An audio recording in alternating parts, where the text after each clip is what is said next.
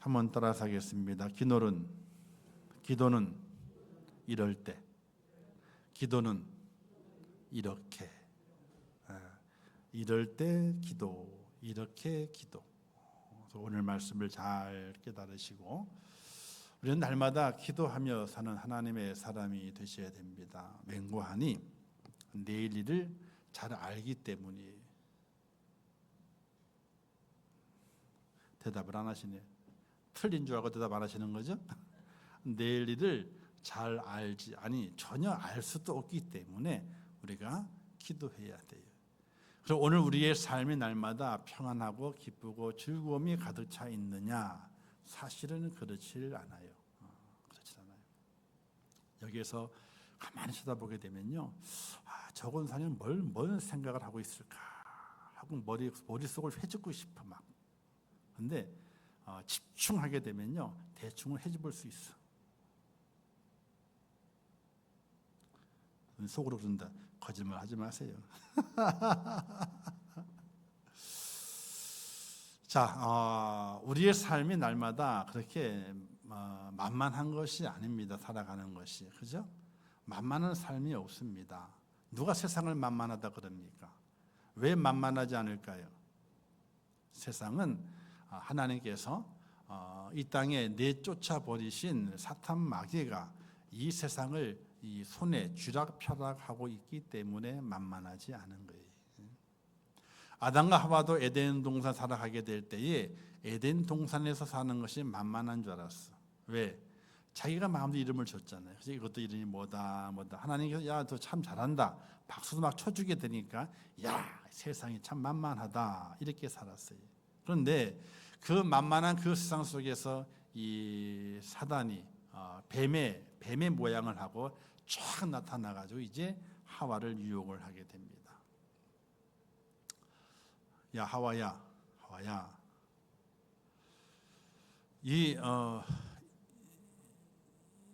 이 과실을, 선악과를 말하면 이 과실을 따먹어라. 얼마나 맛있게 생겼냐. 맛도 엄청 좋은 거야. 그러니 이제 하와가 이거는 제가 아담에게 들어보게 되니까 아담이 말하기를 온 동네의 과실들은 하나님 다 먹으라 그랬는데 여기 있는 과실, 중앙에 있는 과실은 지금 먹지 말라 그랬어. 이걸 먹으면은 죽는다 그랬단 말이야. 그래서 나는 안 먹을래. 그러니까 마귀가 뭐라 그랬어요? 사탄이 야, 먹어도 안 죽어야. 하나님이 왜 먹지 말란 줄 알아? 왜 죽는다고 겁을 준 줄 알아? 이걸 먹으면 눈이 밝아져 가지고 누구처럼 돼요? 하나님처럼 된다는 거예요. 그러니 하와가 아담에게 물어보지도 않고 정말 그래? 안 죽어? 안 죽는다니까. 하나님 왜 먹지 말란 줄 알아? 너가 하나님처럼 되게 되면은 안 되잖아. 하나님처럼 능력을 갖게 되고 하나님처럼 눈이 밝아지게 되면 안 되잖아. 그래서 먹지 말라고 하는 거지 죽기 때문에 그런 게 아니야. 그러니까 하와가 꼴딱 어떻게 돼요?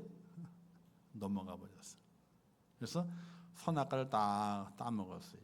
자, 따먹는 그 순간까지 눈이 밝아지지 않았어요. 근데 아담아, 하와 뭐해?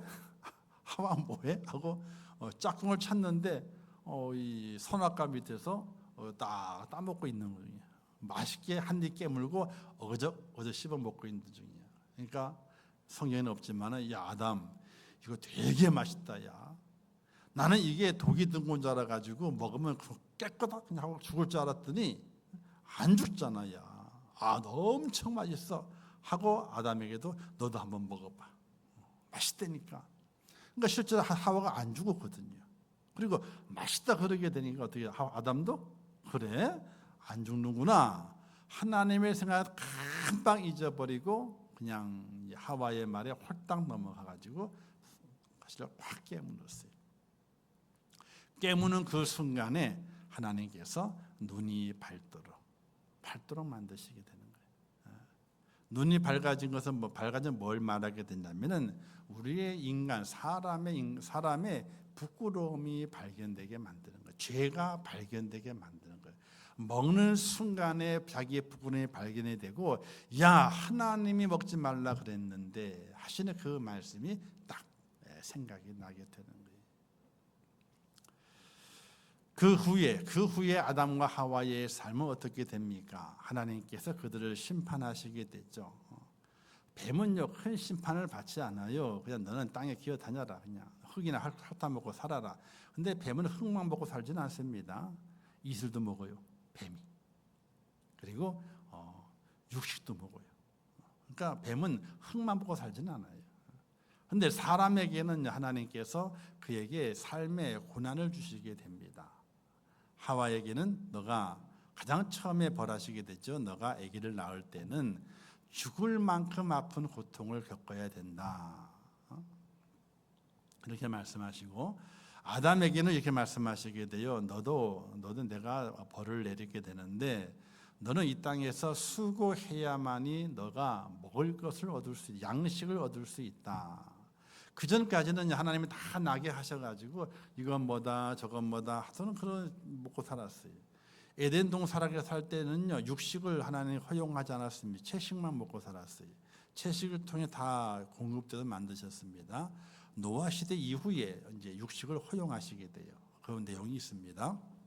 자, 아담에게 말씀하시게 돼. 자, 너가 그 전에는 다 네가 그냥 다 먹고 살았다. 나는 건 다 따먹고 살았다. 그런데 이제는 그렇지 아니하고 너가 땅을 갈아야 된다.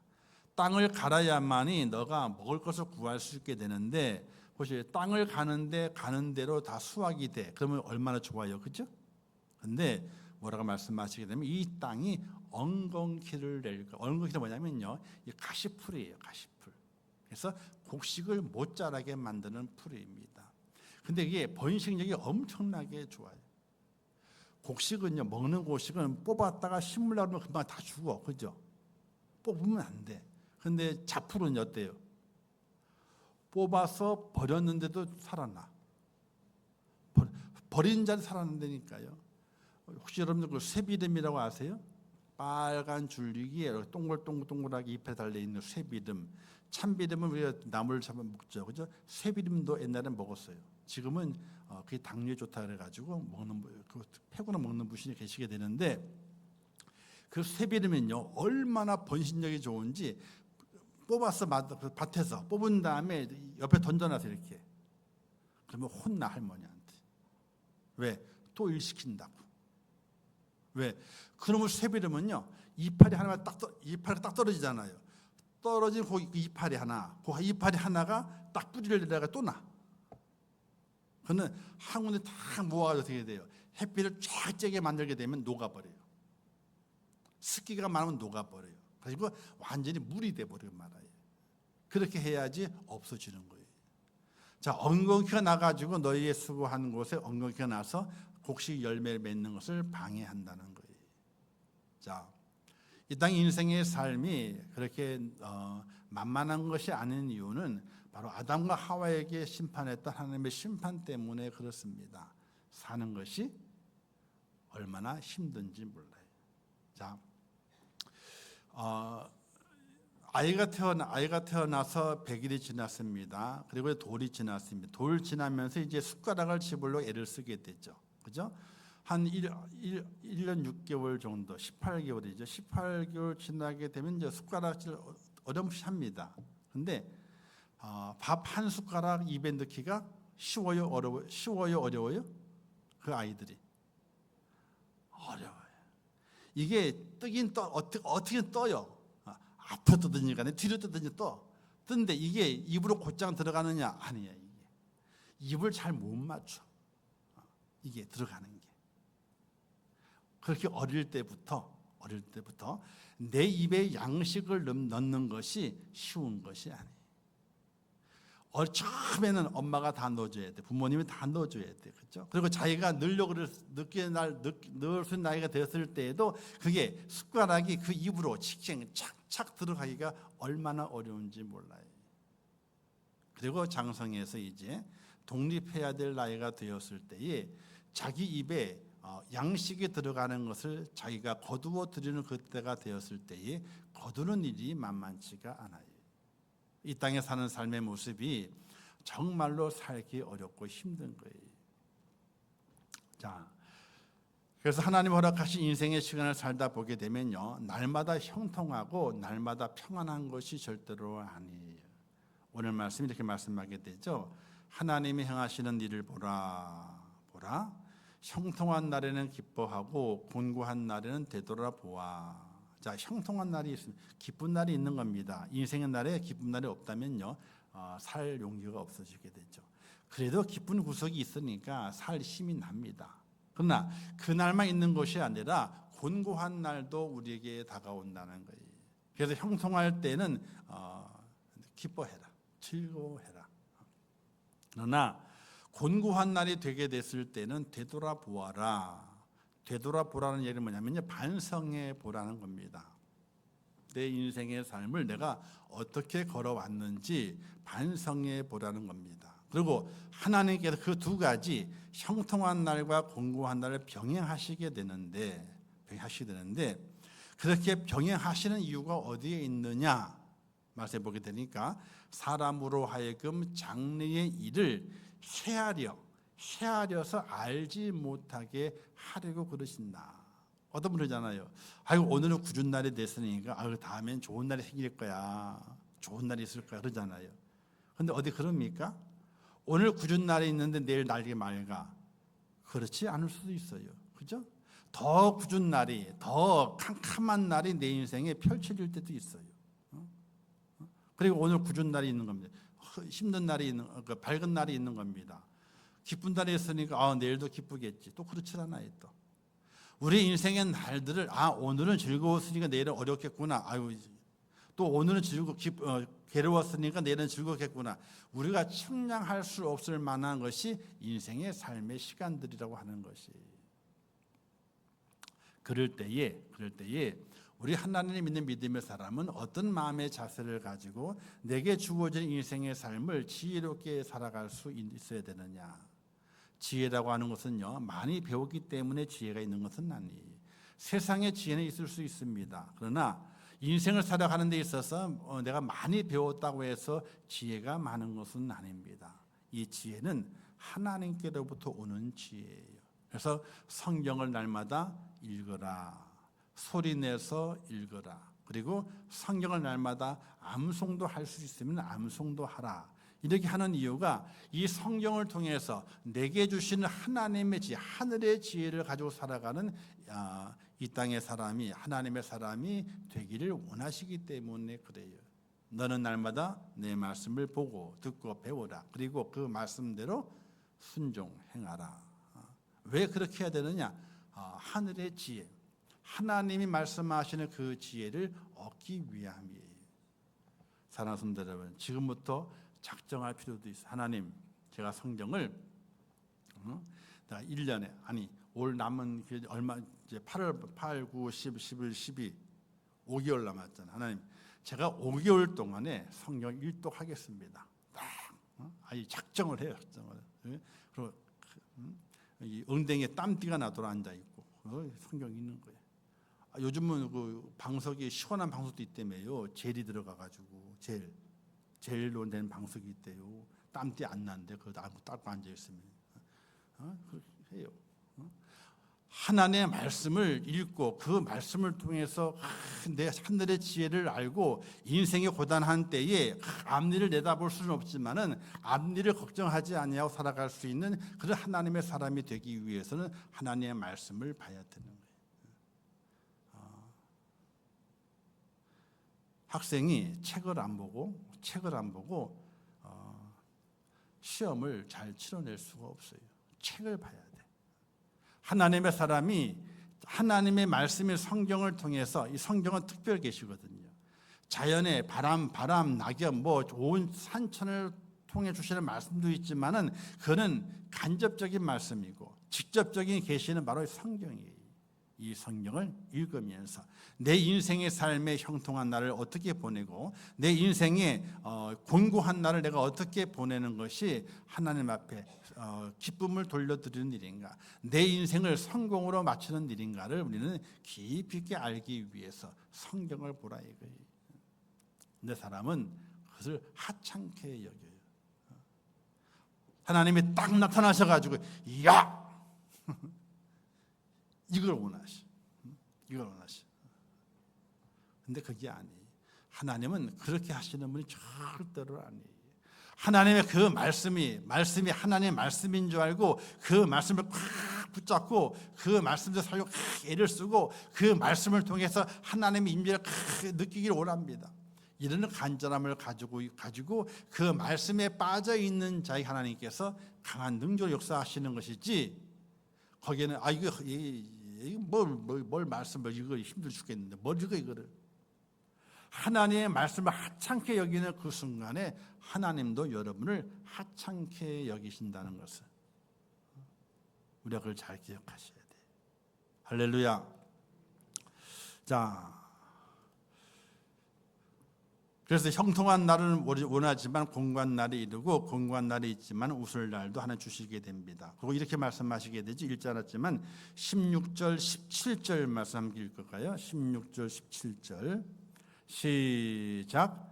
지나치게 의인이 되지도 말며 지나치게 지혜자도 되지 말라. 어찌하여 스스로 패망하게 하겠느냐. 지나치게 악인이 되지도 말며 지나치게 우매한 자 되지 말라. 어찌하여 기한 전에 죽으려고 하느냐. 자, 보세요. 자, 이 내용의 말씀이 뭐냐면은 지나치게 의인 되지 말고 지나치게 지혜자가 되지 말라. 이 말은 뭐냐면은 자만하지 말라는 걸 말하게 돼요. 나처럼 의롭게 산 사람 나와보라 그래. 나처럼 착하게 산 사람 나와보라 그래. 나처럼 이렇게 누구보다 내가 훨씬 낫지 않아? 이 자만을 말하게 돼요. 자만을 가지지 마라. 그리고 지나치게 악인이 되지 말며 지나치게 우매자도 되지 말라. 이 말은 뭐냐면요, 교만하지 말라는 거예요. 자만과 교만은요 의미가 약간 다릅니다. 약간 달라요. 그걸 잘 기억하시고 하나님의 말씀을 대하면서 내가 형통한 날을 만났을 때에 곤고한 날을 만났을 때에 어떻게 살아가는 것이 하나님 앞에 올바른 모습인가, 이걸 찾아내는 하나님의 사람이 돼야 되고, 찾아냈을 때는요 그것을 내 것으로 만드셔야 돼요. 자, 광산에서 다이아몬드 원석을 발견했어요. 근데 원석도 가치가 있지만요, 그 원석을 가공을 해내게 되면요 10배, 100배로 가치가 올라가요. 오늘 우리는 하나님의 말씀이라고 하는 그 원석을 받았는데 그 원석을 가공하려고 하는 수고는 하지 않아요. 그냥 하나님의 말씀 그냥 그걸 들고만 있어요. 가공을 해야 돼. 닦아내기도 하고 잘라내기도 하고 가공을 해야 돼. 가공을 해서 이 하나님의 말씀, 이 보석이 내 것이다 라고 내가 그 말씀을 소유하게 되는 그런 은혜로움까지 내가 나갈 수 있어야 되는 거예요. 우리는 가공은 하지 않아요. 그냥 하나님의 말씀이니. 자, 성경책 집에 다 있죠, 그죠? 오늘 다 갖고 오셨잖아요, 그죠? 자, 이 성경책 집에 있는데 한 권만 있어요? 보통은 두세 권 있어요. 낡은 것도 있고 더 새 것도 있고 두세 권 있습니다. 그런데 오늘 본 성경책을 오늘 딱 집에 가지고 가잖아요. 집에 가지고 가서 어디다가 놔요? 뭐 탁자에 놓든지 화장대 위에 놓든지 아니면 문갑에 놓는단 말입니다. 그죠? 그러면 그 성경책을 나중에 움직일 때에 놓인 자리와 성경책이 놓인 자리와 그 옆자리에 표시가 나요, 안 나요? 이해를 못 하시나 보네. 자, 성경책이 있어. 성경책을 이게 문갑이 뭔지 아시죠? 뭐라 그래야 되나 이게? 그때 있어요. 일단 놨어요. 이렇게 놨는데 성경책을 일주일 만에 보잖아요, 그죠? 그러면 이걸 딱 들었어 이렇게. 그러면 성경책 놓은 자리하고 옆에 자리하고 차이가 나요, 안 나요? 청소를 안 하는 집이 차이가 나. 첫 번째, 청소를 안 하신 집이 차이가 나. 두 번째는요, 성경을 일주일 내내 한 번도 들춰보자는 사람이 차이가 나는 거예요.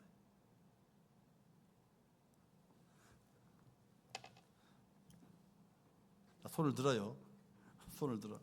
자, 337 박수 시작. 아니 못 쳐요. 337 박수. 333 333 333 333 이렇게. 자, 준비 시작. 아니 이렇게 아니고요. 이렇게. 그게 응원할 때 337 박수가 되는 거예요. 아시겠죠? 어려우세요? 시작. 야, 이건 잘 맞추네. 안 맞추면 뭐 시킬까 봐 잘 맞추시는 것 같아요. 성경을 우리가 매일매일 볼 수 있어야 돼요. 어떤 분은 그래요. 아유, 휴대폰에 다 있는데 뭐 다 보고 이렇게. 휴대 볼 수 있지만요. 그러나 종이 성경을 많이 사용을 하세요. 종이 성경을. 그래야 내가 성경을 본 것이 때가 묻어. 침 바른 것도 묻어 있고, 그죠? 줄친 것도 보여지게 되고, 아, 내가 또 읽어왔었구나, 이게. 아, 지난번 이거 은혜가 됐던 것도 줄쳐, 이렇게. 삼복더위가 와도, 추위가 와도, 더위가 와도, 비가 와도, 눈이 와도 상관없어. 매일매일 하나님의 말씀을 읽으면 하나님, 이 말씀 속에서 하늘의 지혜를 내게 주셔서 오늘 인생의 날들의 모든 순간순간 형통할 때나 곤고할 때나 어느 때든지 지혜로운 자의 모습 살게 하소서. 그 보석을 내가 캐서 나의 것으로 만들게 하소서. 이런 기도를 가지고 살아갈 수 있는 하나님의 사람이 되셔야 돼요. 보석이 내게 아니라 남의 거라면 어떻게 되겠어요? 내 걸 만들고 가야죠. 내 거를. 그래서 우리 인생을 어떻게 살아가야 되느냐. 그래서 하나님 앞에 겸손하게 그리고 곤고한 날엔 뒤돌아보아 기도하라는 말씀을 하시게 되는 겁니다. 그러면 어느 때에 기도는 어떤 때에 기도를 해야 될 것인가? 마음이 답답하고 우울할 때, 암울할 때 기도해야 되는 거예요. 자, 성경에는 인생의 삶을 정말 우울하게 보낸 대표적인 사람을 꼽으라면요, 야곱과 그의 아들 요셉을 꼽을 수 있습니다. 이 둘의 인생이 거의 비슷해요. 거의 비스무리해요. 그런데 그 결과는요, 똑같이 성공이에요. 그 인생에서 야곱의 삶의 모습이나 야곱의 아들 요셉의 삶의 그 모습이 비스무리하다니까요. 야곱은 형 때문에 도망갔잖아요. 외삼촌집으로. 그죠? 일땡전 한 푼 없이 도망갔잖아요. 요셉은 더 안 좋았어. 요셉은 팔려갔잖아. 노예로 팔려갔어. 그리고 거의 비슷한 세월을 타향살이를 하게 돼요. 근데 훗날 그의 인생의 삶이 꽃이 피어지게 되고 열매가 맺혀지게 될 때에 야곱은 부인을 4명이나 거두리고, 그죠? 아들을 11명에다가 11명에다가 딸 하나를 거느리고, 그죠? 그리고 재산이 많아가지고 갑부가 돼 돌아오게 되잖아요. 요셉은 어때요? 요셉은 노예 갔다가 감옥을 전전했지만은 그가 애굽의 총리가 돼가지고 애굽의 전체를 다 다스리게 되는 그런 그 총리가 되는 놀라운 그 성공자가 되지 않습니까? 그 요셉을 통해 이스라엘 백성을 구원하는 하나님의 약속을 성취시키는 그 바탕을 마련하는 것이 바로 요셉이에요. 그런데 그들의 앞에 인생이 시작하게 될 때는 그 인생이 똑같아요. 암울해요. 답답한 인생이에요. 그런데 하나님께서 그들의 인생을 펼쳐가시게 되잖아요. 그 펼쳐가시게 된 이유가 어디에 있느냐? 바로 기도하는 데 있었다는 얘기예요. 창세기 32장 11절에 보게 되면요, 야곱이 답답한 마음을 가지고 이야기하게 됩니다. 이건 이제 그가 거부가 돼가 돌아와서 이제 고향 땅에 가는 겁니다. 그런데 고향 땅에 가는데 마음이 답답해지는 거예요. 고향 땅에 가는데 금이 환영하잖아요. 이거 부인을 4씩이나 두고 아들 그냥 거느리고 그냥 온 재산에 양떼를 쫙 거느리고 하게 되는데 그 마음이 답답한 거예요. 왜 답답할까요? 고향에 누가 살아 있어요? 에서가. 그 옛날 에서가 이 죽이를 야곱하고 이게 뿔나 있는 이 쌍둥이 형을 내치려고 도망갔잖아요. 그런데 에서가 눈이 시퍼렇게 살아있는 이야기를 하고, 그리고 지금 에서가 어떻게 돼요?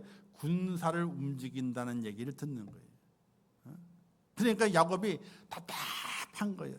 이제 고향 땅에 금이 환영해서 성공을 했다, 타향에 살이하면서 성공을 했다라고 자랑을 해야 되는데 그 마음에 답답한 거예요. 강을 넘기 전에 답답한 마음을 가지고 있는 거예요. 그래서 꾀를 내잖아요. 야, 에서에게 뇌물을 좀 보내자, 예물을 좀 보내자. 그러면 좀 마음이 풀어지지 않겠는가 해가지고 이제 줄 예물을 모아가지고 보내요. 미리 다 보내요. 근데 그것만 가지고는요, 이게 성이 안 차는 거예요. 그래서 자기가 가지고 있는 때를 나눠요. 세 때로 나눠. 첫 번째, 둘째는요. 두 번째는 종들로 하여금 재산을 가지고 가게 만들어. 세 번째 때는요. 자기 부인들이 있잖아요. 자식과 함께 재산을 가지고 가게 만들어. 그래서 근데 야곱이 못된 거예요. 종을 보내가지고 첫 번째 종을 보내서 죽이면 둘째도 죽이고 셋째도 다 죽이면 누구만 살아남아요? 자기만. 자, 그런데 이런 말을 해요. 내가 주께 간구하노하오니 내가 그를 두려워하면 그가 와서 나와 내 처자를 합칠까 겁이 나기 때문이다 라고 말씀에 기록되어 있어요. 두려운 거예요. 답답하고 두려운 야곱의 마음이.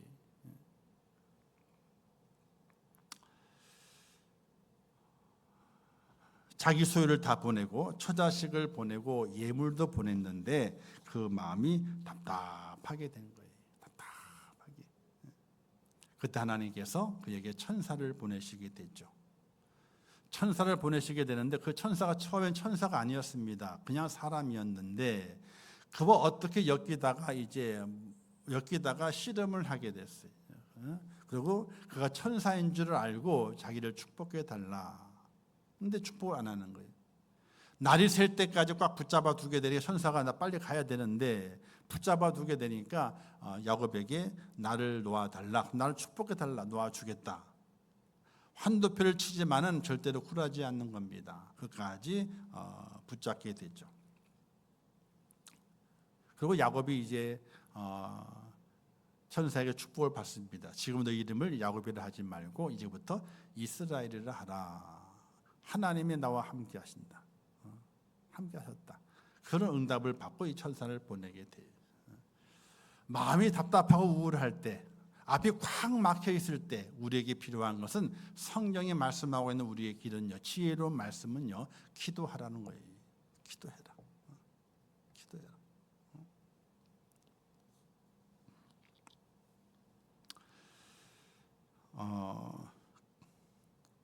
우리의 마음이 답답할 때가 많죠. 물질의 문제 때문에, 또는 건강의 문제 때문에, 또는 자식의 문제 때문에, 또는 뭐 부모님의 문제 때문에, 또는 이제 뭐 남편과의 뭐 가정의 부부간의 문제 때문에 마음이 답답하고, 또 다른 사람들, 다른 문제들 때문에 우리의 마음이 두려움이 엄습하는 그때도 있습니다. 그런 때를 만났을 성경 우리에게 무엇을 말씀하게 되느냐? 기도할 것을 말씀하게 돼요. 근데 우리는 기도를 하찮게 여길 때가 참 많습니다. 하찮게. 너는 내게 부르짖으라. 부르짖으라. 하나님의 약속의 말씀임에도 불구하고 그 기도하라는 그 말씀을 너무나 하찮게 여길 때가 참으로 많습니다. 사랑하는 성도 여러분, 성경은 우리에게 답답한 일을 만나고 두려운 일을 만났을 때에 기도하라 이렇게 말씀하시게 돼요. 성경의 많은 사건 속에서 답답한 일을 만나고 두려운 일을 만나서 어찌할 바를 모르게 될 때에 하나님께 기도함을 통해서 하나님의 응답을 받는 많은 인물들이 성경에 많이 있습니다. 그렇게 기도할 마음을 찾아야 돼요. 기도할 마음을. 사랑하는 성도 여러분, 형통할 때도 우리는 기뻐하면서 기도해야 되고요. 곤고할 때에는 더욱더 간절한 마음으로 기도하셔야 됩니다. 자, 그러면 그 기도를 어떤 자세를 가지고 기도해야 할 것인가? 이게 중요해요. 어떤 자세를 가지고. 첫 번째는요, 내가 죄인임을 알면서 기도하는 자세가 필요하게 돼요.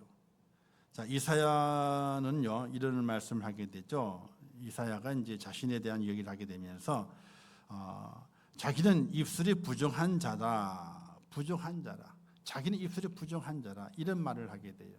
이사야서 이제 있는 말씀인데 하나님께 이사야를 부르시기도 하시는 말씀인데 이사야가 말하기를 나는 내 입술이 부정한 사람이요 입술이 부정한 백성 중에 거주하면서 만군의 여호와이신 왕을 배웠음이니이다. 이런 고백을 하게 돼. 이사야 기도하게 될 때 내가 죄인이고 죄인의 입술을 가지고 있는데 내가 그 모습에서 만군의 하나님 만왕의 왕이신 하나님을 뵙습니다. 이런 기도를 하게 돼. 그 기도 이후에 하나님께서 이사야를 이스라엘 백성인데 보내시게 되는 선지자로 세우신 것을 보게 됩니다. 사랑하는 성도 여러분, 내 자신이 의인인 양 착각하지 않아야 됩니다. 나는 다른 사람과 다르다는 생각을 버려야 됩니다. 자기 의로움을 믿으면서 다른 사람 멸시하게 되는 그 모습을 버려야 됩니다. 우리는 모두가 다 하나님 앞에서 죄인이. 그걸 내 스스로가 인정을 할 수 있어야 돼요. 자, 사람과 사람 사이에서는요 의인이 있을 수 있어요. 어떤 사람이 의인이냐? 생전 처음 만나서 둘이 그 사람은 서로가 다 의인이야. 한 번도 그 사람의 마음을 상한 적도 없고 말한 적도 없고 뭘 해본 적이 없어. 그러니 처음 만난 사람끼리는 서로가 의인이에요. 그런데 그 의인이라고 하던 그 사람이 다른 사람과의 관계 속에서는 주인일 수 있어. 그죠? 오래 사귄 사람에게는 주인일 수 있어요. 그러니 지금 나와 만난 사람이 당장 만난 사람이 의인일지라도 내게는 의인일지라도 모든 사람들과 관계를 미리 다 아시고 계시는 그 하나님 앞에서의 우리의 모습은 다 죄인이라고 하는 거예요. 죄인. 자기를 의롭다고 믿으면 안 됩니다. 자기의 의를 자랑하면 안 됩니다. 나는 다른 사람과 다르다고 차별해서는 안 됩니다. 이 땅에 사는 모든 인생들은 하나님 앞에서 다 죄인입니다. 어떤 사람은 그래요. 저 사람은 강도였지. 나는 도둑질밖에 안 했어. 나는 도둑놈이고 저놈은 강도요. 그러니 저놈이 더 큰 죄를 졌어. 더 큰 죄를 졌기는 더 큰 죄인이야. 이렇게 말해요. 근데 하나님 앞에서는요. 작은 죄인과 큰 죄인이 있을까요, 없을까요? 없어요. 없어요. 지옥에는 큰 죄인이 가요, 작은 죄인이 가요? 둘 다 가요. 둘 다 가요. 큰 죄인만 가는 게 아니에요. 작은 죄도 가는 거예요. 둘 다 가는 거예요. 근데 가면서 나는 저놈보다는 훨씬 의롭게 살았는데 할 수가 없다는 거예요. 하나님 앞에서는 모두가 다 죄인이라고 하는 거예요. 날마다 우리는 하나님 앞에 기도하게 될 때에 하나님 죄인입니다. 참 부족합니다. 연약합니다. 이루 말할 수 없는 죄가 참 많습니다. 하고 내 고백하고 기도하는 마음이 있어야 돼요. 내일 또 하더라도 오늘 내일 또 그걸 똑같은 기도 하더라도 오늘 내가 하나님 앞에서 하나님 내가 죄인입니다. 이런 고백이 필요하게 되는 거예요. 자, 누가복음에 보게 되면 18장에 보게 되면은 바리새인의 기도와 세리의 기도가 나오게 돼요. 자, 바리새인이 기도하잖아요. 나는 일주일에 2번이나 금식을 하고 11조를 드리고 구제도 하고 이렇게 나는 이렇게 삽니다. 하고 바리새인이 기도하게 돼요. 그런데 그리고도 이렇게 기도하게 되잖아요. 나는 다른 사람과 같지 아니합니다. 토색, 불의, 간음을 하는 자들과 같지 아니하고 이 세리와도 같지 않습니다. 나는 이 세리보다 더 의로운 자입니다. 라고 그렇게 기도하게 돼요. 근데 주님의 시선은요, 바리새인에게 머물렀어요? 세리에게 머물렀어요? 바리새인의 기도는요, 거듭떠 보지도 않아요. 세리의 기도를 들으시게 돼요. 죄인이라 감히 눈을 들어서 하늘을 우러러보지 못하고 땅에 엎드려서 나는 죄인입니다 라고 통해 자복하게 되는 그 세리를 주목하시는 우리 주님의 모습을 볼 수가 있게 됩니다. 오늘 우리가 기도하게 될 때에 하나님 내가 죄인입니다 하는 그 고백이 하나님의 주목을 받을 수 있는, 하나님의 시선을 끌 수 있는 가장 첫 번째 기도가 되는 거예요. 첫 번째 기도가. 시편에 다윗의 회개 시가 있는 시편 6편이 있게 되는데 여호와의 분노로 나를 책망하지 마소서, 진노로 나를 징계하지 마소서. 내가 탄식함으로 피곤하여 밤마다 눈물로 내 침상을 띄우며 내 요를 적시나이다. 이런 기도를 하게 돼요. 이 기도의 배경은요, 밧세바 사건 때문에 그래요. 나단 선지자가 당신이 그와 같은 사람이요 지적하자 딱 깨닫고 엎드려 기도하게 돼 밤마다 울며 기도하게 되는데 침상을 띄우며 눈물을 얼마나 많이 흘렸길래 침상이 또 여기에 요를 적시며 그러니까 눈물바다가 된 거예요. 눈물바다가 하나님께 뭘 달라고 요구하기 위한 눈물바다가 아니라 자기의 죄를 통해 자복하는 눈물바다가 된 거예요. 오늘 그 기도가 오늘 우리 속에 있어져야 돼요. 자, 사람은요 몸에 있는 노폐물을 배출하는 세 개의 기관이 있어요. 노폐물을 배출하는. 그런데 그 노폐물을 배출하는 기관 속에서 두 개는 몸에 있는 노폐물을 배출하고 하나는요 영혼의 노폐물을 배출한대요. 몸에 있는 노폐물은요 첫 번째는 소변이 소변은 원래가 피입니다. 그게요 피예요. 피가 한 바퀴 뺑 돌면서 모든 걸 가지고 어디로 가요? 간으로 가요. 이 간에서 해독을 해요. 다 분해를 해요.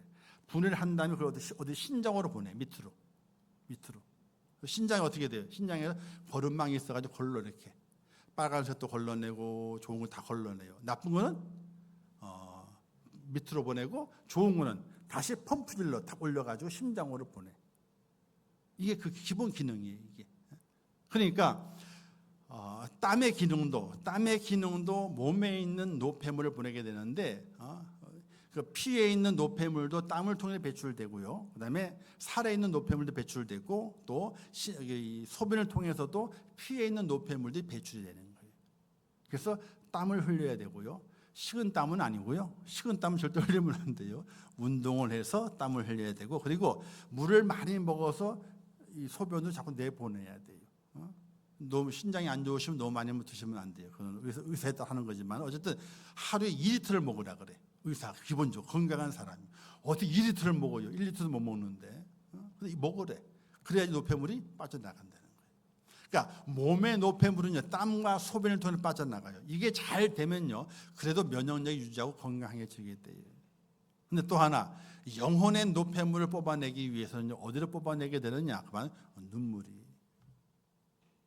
눈물을 흘려야 돼. 내 마음과 내 영혼의 노폐물을 뽑아내는 건 필은요 이 눈물이라는 거예요. 눈물을 팍 쏟게 될 때 있잖아요. 뭐 딱 기도 끝났어. 그러면 시원하대.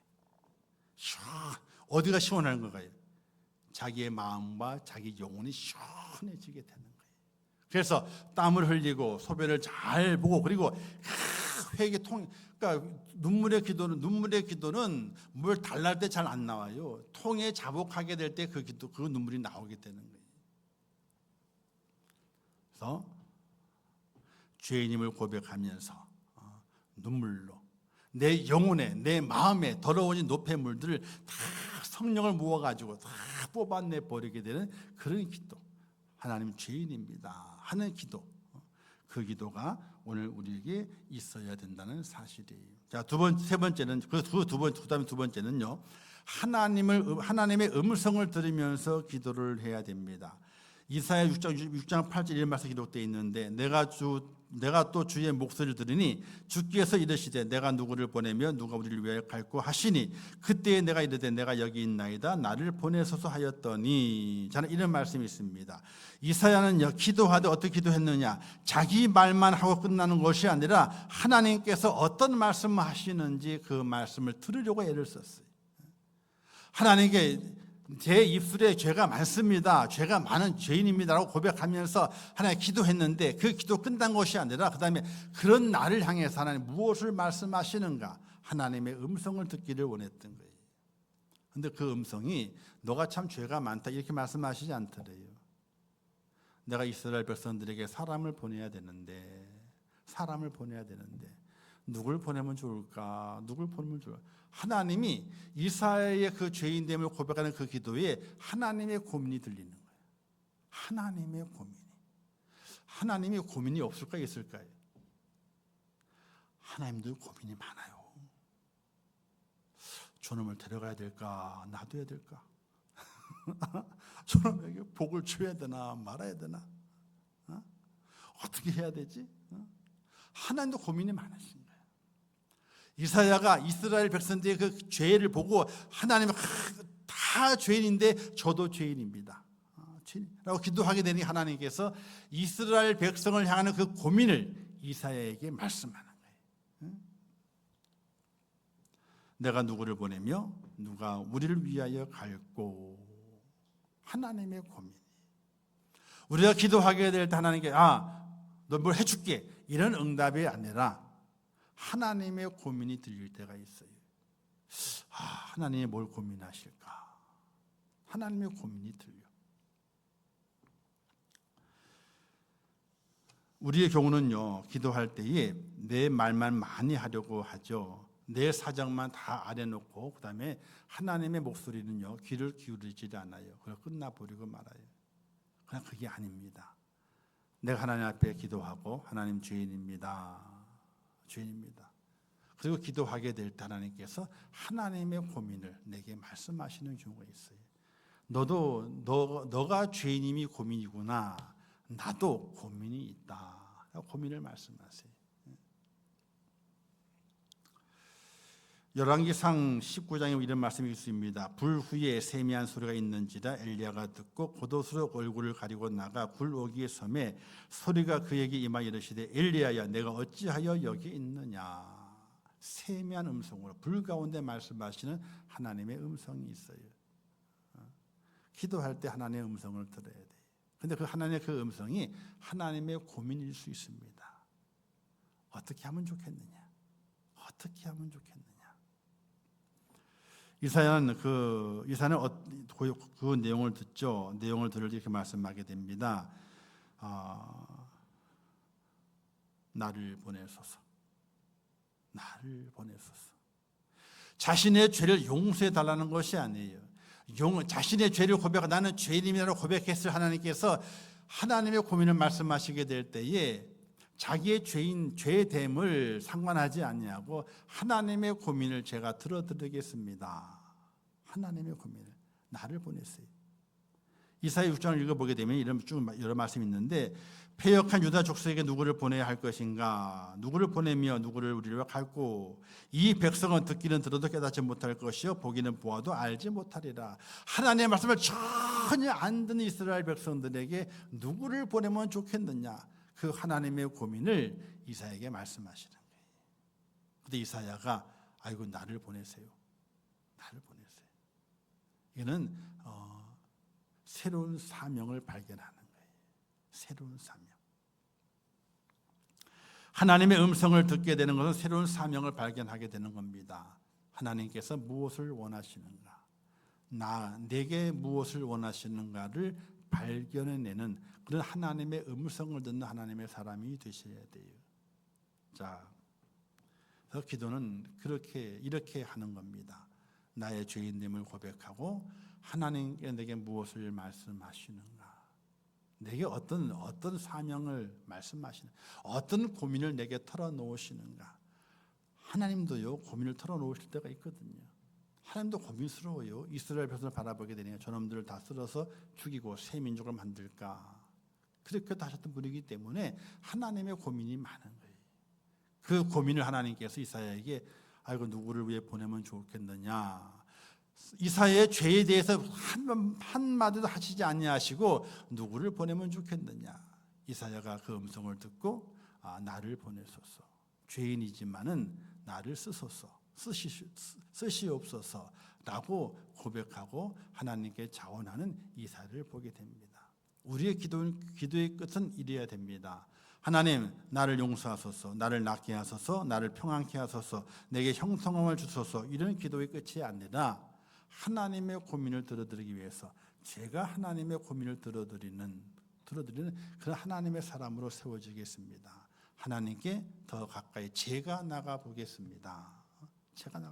그런 믿음의 고백의 기도가 오늘 우리 속에 있어지게 될 때에 하나님께서 그를 사용하시게 되고 사용하시는 그런요 하나님의 은혜 가운데 영광의 자리에 올라가는 축복과 같은 사실을 믿으시기를 주님의 이름으로 축복합니다. 그래서 우리는 기도는 어느 때 기도해야 될 것인가? 답답할 때 기도하는 거예요. 그렇죠?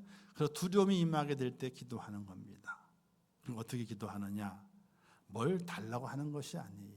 나의 죄됨을 고백하는 겁니다. 그리고 죄됨을 온전히 고백하는 그 속에 하나님께 내게 무엇을 말씀하시는가? 내게도 답답함과 두려움의 고민이 있는 것처럼 하나님도 고민이 있는데 내가 기도하면서 하나님의 고민이 들려지게 될 때에 하나님의 고민을 제가 한번 그 고민을 해결하는데 쓰임 받으면 좋겠습니다 하고 새 사명을 발견하게 될 때에 하나님의 큰 역사가 우리의 삶 속에 있다는 사실을 믿으시기를 주님의 이름으로 축복합니다. 그래서 이사야가 내가 여기 있나이다 나를 보내소서라고 말씀하시면서 이사야가 당대에 큰 선지자의 모습으로 하나님의 일을 쓰임받게 되고 많은 왕들에게 주의 말씀을 선포하며 하나님의 영광을 나타내는 데 쓰임받은 이사야의 모습을 발견해 보게 됩니다. 사랑하는 성도 여러분, 우리는 오늘은 형통하고 내일은 곤고한 때, 답답한 때를 만나고 두려운 때를 만나는 인생의 삶을 살아갑니다. 이때 필요한 지혜는요, 다른 것에 있는 것이 아니라 기도입니다. 기도의 지혜는 하나님의 말씀을 읽을 때마다 기도의 지혜가 생겨나게 되고 하나님께 죄인됨을 고백하면서 하나님의 말씀하시는 그 음성에 귀를 기울이게 되면은 바로 하나님의 축복의 은혜가 연결되고 영광의 자리가 준비되는 사실을 기억하시면서 답답하고 두려울 때 기도하시고 또 죄인됨을 고백하면서 하나님의 고민 앞에 쓰임받을 수 있는 새 사명을 받아서 영광의 축복자가 되시기를 주님의 이름으로 축원합니다. 기도하겠습니다. 하나님 아버지 은혜를 감사합니다. 주신 말씀을 잘 깨닫게 하시고 저희를 믿음 안에 세우셔서 하나님의 은혜 가운데 있게 하시며 이 마지막 때를 살아가게 될 때에 기도하게 하시고 또 기도하면서 하나님 주시는 말씀 가운데 죄인임을 고백하고 또 하나님의 음성의 귀를 기울이면서 새 사명을 깨달아 갈 수 있는 하나님의 사람이 될 수 있도록 인도하여 주시옵소서. 예수님의 이름으로 기도하옵나이다. 아멘. 지금은 우리 주 예수 그리스도의 은혜와 하나님 아버지의 크신 사랑과 성령님의 감화 감동 위로 축복 교통하신 은혜가 오늘 거룩한 주를 온전히 지키며 하나님의 말씀을 들으며 구원의 하나님께 감사하고 성령을 통해서 지혜를 얻으며 날마다 감사, 기도가 끊이지 않는 믿음의 사람이 되어서 이 험한 세상, 어렵고 힘든 세상을 믿음으로 승리하기를 원하는 우리 임촌교회 모든 성도들 머리 위에와 그들의 가정과 자녀들과 기도의 제목들 위에 이 나라 이민족 위에 온 지구촌 위에 지금도 세계 속에서 복음을 전하시는 선교사들과 그 선교의 현장들 위에 이제부터 영원토록 함께 있을지어다. 아멘.